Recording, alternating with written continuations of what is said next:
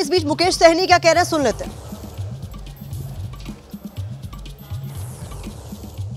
से हमने कभी सोचा नहीं था और हुआ है, तो इसको मैं जनादेश को सम्मान करते हुए मैं स्वीकार करता हूं। और आने वाले समय में हम लोग और भी मंथन करेंगे क्या कारण है। अभी फर्स्ट दृष्टिकोण से तो एक ही चीज़ दिख रहा है कि बिहार के सभी जाति धर्म के माता बहन जो है उन्होंने नीतीश जी पे भरोसा किया, क्योंकि नीतीश जी का अंतिम चुनाव था और 10,000 रुपये उन्होंने टोकन दे दिया। जीविका दीदी के जरिए लोगों तक मैसेज गया है कि आपको 1,90,000 रुपया हम और देंगे। तो खैर वो इस लेके होगा, क्योंकि पैसा का तो बोलबाला हमेशा इस धरती पर रहा है।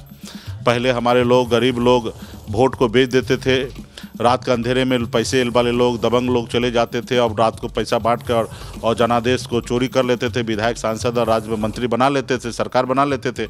हम लोगों ने लोगों को काफ़ी जागरूक किया है, लोग जागरूक हुए हैं। रात को वोट तो नहीं बेच रहे, लेकिन उसको लोगों ने पैटर्न बदल दिया। दिन के उजाले में और अनलीगल काम लीगल तरीके से, और राज्य के जनता का ही पैसा और जनता के पास में पैसा दी जा रही है और उसको बताया जा रहा है कि ये चावल मैं अपने घर से दे रहा हूँ, ये 10,000 रुपये अपने जेब से दे रहा हूँ। और उस नाते लोगों ने वोट कर दिया है और लोगों का अपनी बेरोजगारी, अपनी हज़ारों समस्या को नहीं देखकर 10,000 और 1,90,000 के वजह से वोट किए हैं। तो खैर जो भी जनता ने, माता बहन ने निर्णय लिया उसको मैं सलाम करता हूँ। मेरा उस पर कोई टिक्का टिप्पणी नहीं है। हम लोग जनता के बीच में पुनः फिर से मजबूती से जाएंगे।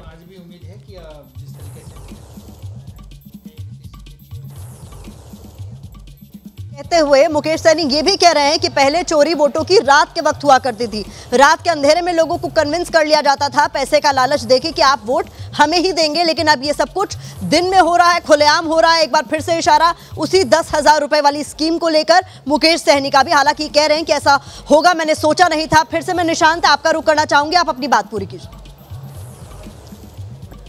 यही विडंबना है विपक्ष की कि अपनी गलतियों से ये सीखते नहीं, बल्कि दोषारोपण करने की राजनीति जो इनकी हमेशा से चली आ रही है उन्हीं को ये लगातार बढ़ा रहे हैं। देखिए जिस तरीके से बिहार की जनता ने एक तरफा मैंडेट एनडीए को दिया है, इससे स्पष्ट है कि बिहार की सरकार, एनडीए की सरकार ने जिस तरीके से बिहार की सर्वांगीण विकास के लिए काम किया है उसके लिए मैंडेट दिया है। लेकिन विपक्ष की यही सबसे बड़ी भूल है कि वो अपने आप को एनालिसिस नहीं करते, कहाँ चूक हुई है, कहाँ दिक्कत हुई है, कहाँ गलत किया है। इनके वजह वो सिर्फ और सिर्फ आरोप और प्रत्यारोप करने में लगे हुए हैं।